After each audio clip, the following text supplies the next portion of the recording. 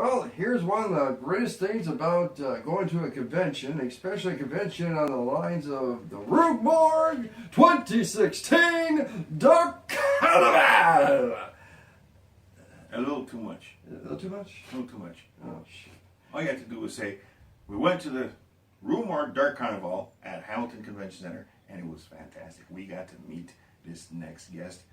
He was such fun to watch and listen to. Well, any man who could basically, I love working with people who can take control of an interview. And that's just basically shows how much they love and the passion they have about what they do. And when they end up doing this, it makes it, as an interviewer, tricky because you're going to be tripping up. You got to go back and forth with it. At one point, you almost did trip. You know. But the best thing about it is it keeps you on your toes. And watch me stay on my toes during this interview with no other than Bill Moseley. Jake. It's time to get your geek on. It's 2GeeksTV. With your hosts, Victor and Sean.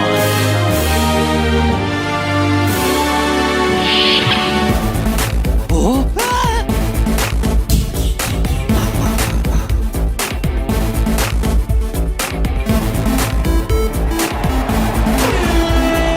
Keep on geeking on. Hi, this is S. Mac of 2GeeksTV at the 2016 Dark Carnival with the one and only Bill Moseley. Hey. Now, if you don't recognize this fine featured face that's standing next to me, you might recognize him more for the feature films such as House of Thousand Corpses. Wait. Oh, hold on a second here. Yep. Yeah, see that right there? Okay. How about the Werewolf Woman of the SS? We gotta move forward.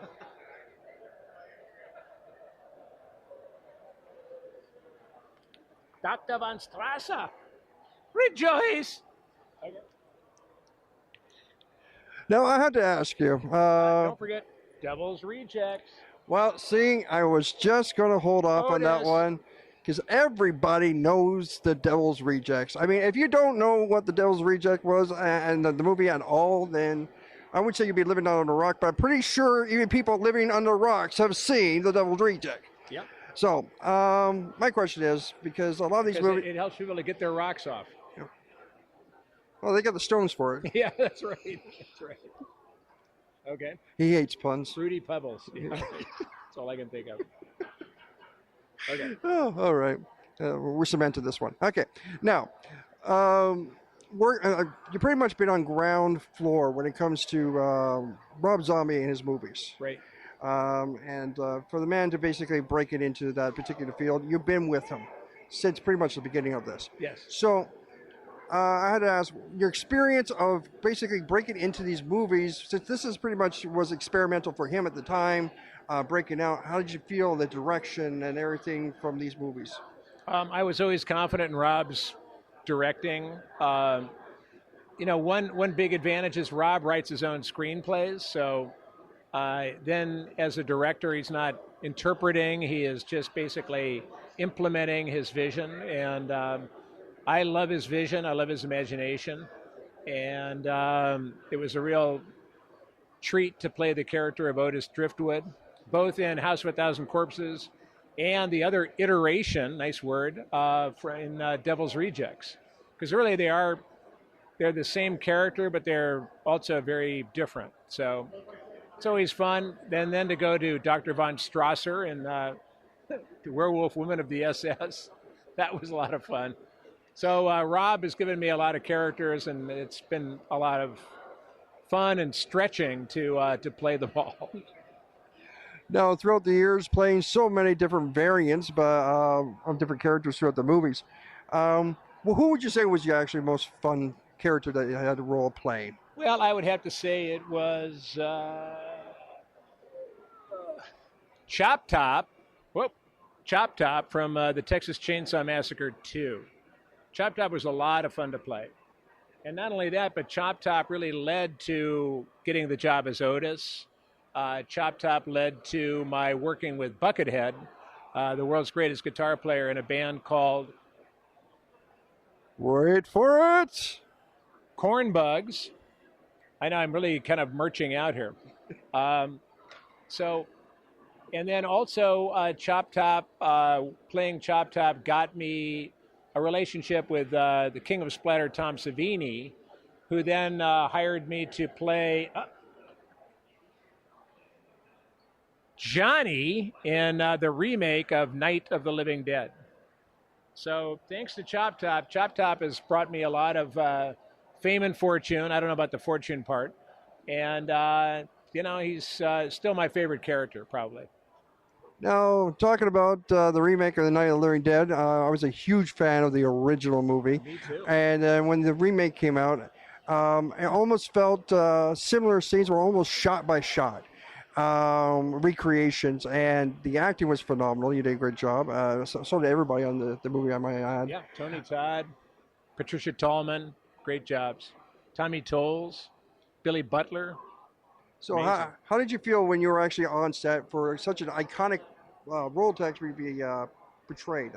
Be one of the people for an iconic movie such as it is being remade. You know, my biggest challenge for Night of the Living Dead playing Johnny was to get the Boris Karloff accent down. And this is going to be a two nerds, hors d'oeuvre here, that I actually ended up renting the VHS, because this was a long time ago, of Die Monster Die. And it's an H.P. Lovecraft story. It stars Boris Karloff and Nick Adams. Excuse me. And so I played that over and over again to get the Boris Karloff accent so that I could say, "They're coming to get you, Barbara." And during the scene where I said that, we had a lot of travel between our parked car and our mother's grave. We, meaning Barbara and I. So after saying, "They're coming to get you, Barbara," I ad-libbed a line which was, "They're horny, Barbara. They've been dead a long time." And George Romero loved that, so that stayed in. There's George. George is right over there, by the way, over there. And so that was it. And then I got killed, so I didn't really hang around too much. Well, at least you got your final say, and that's all that matters. I got my final say. So, any upcoming projects that you are currently working on or working with at this particular time? Yes, I can speak to two of them. One is it's a creature feature that I made in Australia last year called Boar, B-O-A-R. It's kind of an homage to the movie Razorback, part of the 80s Ozploitation movies. And it's about a giant pig in the outback that, like a giant boar with a big couple of tusks, that goes around killing people.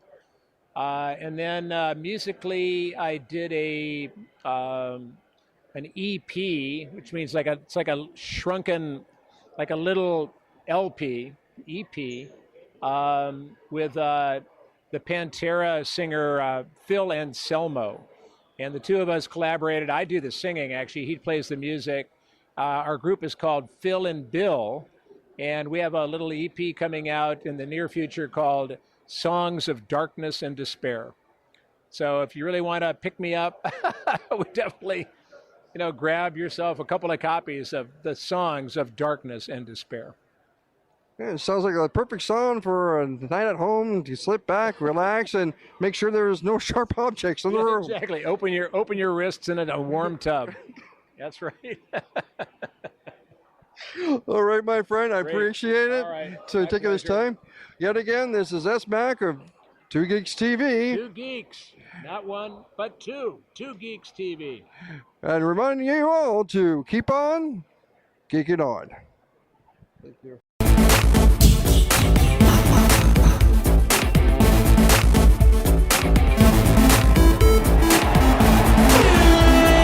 Keep on Geeking on.